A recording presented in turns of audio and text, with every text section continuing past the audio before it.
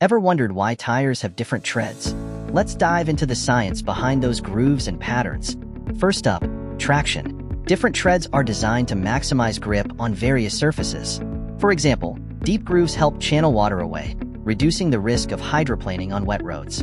In snowy or icy conditions, tires with more sipes, those tiny slits in the tread, provide better grip by biting into the snow and ice.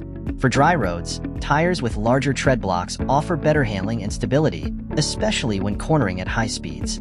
There are also different tread patterns like symmetrical, asymmetrical, and directional. Symmetrical treads are common and provide a smooth ride and long tread life. Asymmetrical treads combine different patterns to optimize performance for both wet and dry conditions. Directional treads are designed to roll in one direction, offering excellent water displacement and high-speed stability. Tread patterns also affect noise and comfort.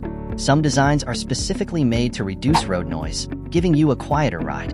And let's not forget fuel efficiency. Tires with lower rolling resistance, often achieved through specific tread designs, can help you save on fuel.